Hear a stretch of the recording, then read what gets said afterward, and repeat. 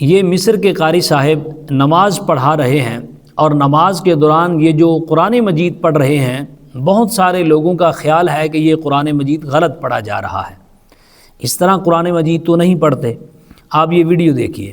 الشمس وضحيها والقمر إذا تليها والنهار إذا جليها۔ یقیناً آپ نے یہ ویڈیو پہلے بھی دیکھی ہوگی۔ تو سب سے پہلے یہ بات ذہن میں رکھیے کہ قرآن مجید کو 10 طریقوں سے پڑھا جا سکتا ہے، یعنی قرآن مجید کو پڑھنے کے لیے 10 قراتیں ہیں جو دنیا میں رائج ہیں۔ ان میں سے ایک قرات، ایک روایت وہ ہے جس پر ہم عمل کرتے ہیں، یعنی بر صغیر پاک و ہند میں وہ روایت پڑھی جاتی ہے جس کو روایت حفظ کہا جاتا ہے، تو ہم اس پر عمل کرتے ہیں، اور یہ روایت حفظ تقریباً پوری دنیا میں سب سے زیادہ یہی پڑھی جاتی ہے۔ اس کے علاوہ 9 قراتیں اور ہیں جو دنیا میں پڑھی جاتی ہیں، ان میں سے ایک قرات یہ ہے۔ اب یہ 10 قراتیں کیوں ہیں؟ 7 تو بہت مشہور ہیں، بلکہ ان پر تو اجماع امت ہے، اور 3 اور ہیں۔ آپ نے اکثر سنا ہوگا کہ یار فلاں قاری 7 و 10 کا قاری ہے، اس میں سے لوگ کچھ کہتے ہیں کہ یار یہ 17 قراتیں ہیں۔ نہیں، 17 نہیں، 7 اور 3 10 ہیں، تو ٹوٹل 10 ہیں، ان کو 7 و 10 کہا جاتا ہے۔ تو یہ کہاں سے آئی ہیں؟ اس پر ایک حدیث پاک سماعت کیجئے۔ حضرت ابی بن کعب رضی اللہ تعالیٰ عنہ جو کہ قاری قرآن ہیں، ان سے روایت ہے کہ نبی کریم صلی اللہ علیہ وآلہ وسلم نے فرمایا کہ میری ملاقات حضرت جبریل امین علیہ السلام سے ہوئی، تو میں نے حضرت جبریل سے کہا کہ جبریل، میں ایک ایسی امت پر نبی بنا کر بھیجا گیا ہوں کہ جس امت کے لوگ ان پڑھ ہیں، بوڑھے مرد اور عورتیں بھی ہیں، اور ان میں ایسے لوگ بھی ہیں جنہوں نے ساری زندگی کبھی کوئی لکھی ہوئی بات کو، لکھی ہوئی چیز کو پڑھا ہی نہیں ہے۔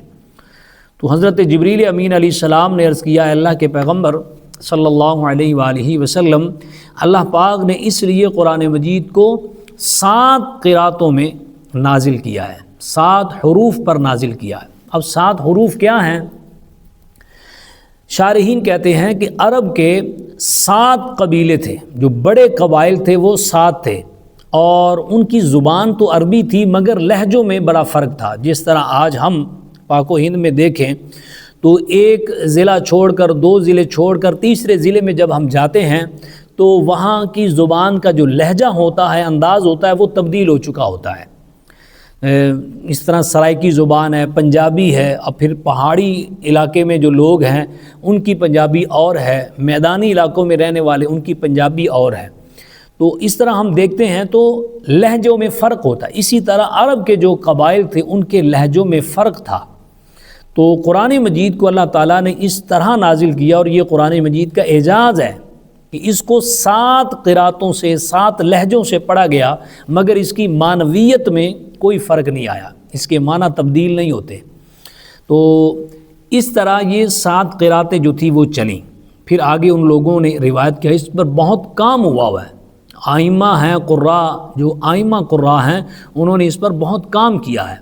تو یہ جو قرات پڑھ رہے ہیں، یہ امام الدوری، وہ نیچے مینشن بھی ہے کہ ان کی روایت سے یہ قرآن مجید کو پڑھ رہے ہیں، اور ان کی روایت میں امالہ کرنا جائز ہے، اور امالہ کر سکتے ہیں۔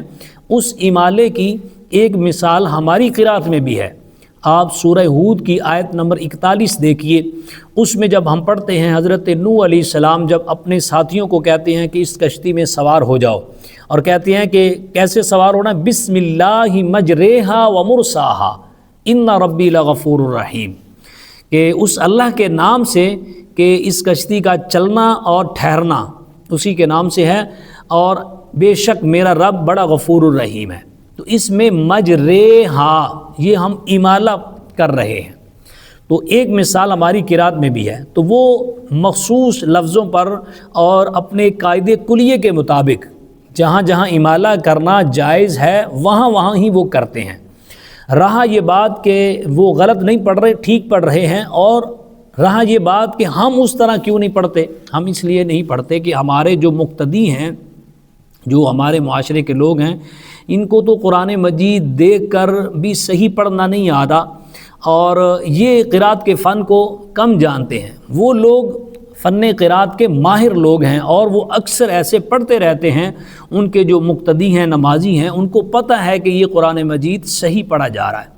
تو ہمیں یہ ڈر ہوتا ہے اور ہمارے لیے جائز بھی نہیں ہے کہ ہم ایسی جگہوں پر یا ایسی مسجدوں میں قرات اس طرح کریں کہ لوگ آزمائش کا شکار ہو جائیں، فتنے میں مبتلا ہو جائیں اور یہ سمجھیں کہ قرآن مجید غلط پڑھا جا رہا ہے۔ تو اس لیے یا تو پہلے اویئرنس دی جائے، پھر ان قراتوں کو ترتیب کے ساتھ پڑھا بھی جا سکتا ہے، اور وہی لوگ پڑھیں جو اس قرات کے فن کے ماہر ہیں، عام بندے کو نہیں سن سنا کے ایک آدھی بات نہیں، اس قرات کے فن کو جانتے ہیں، ان کے لیے نمازوں میں یا عام قراتوں میں، تلاوتوں میں پڑھنا جائز ہے۔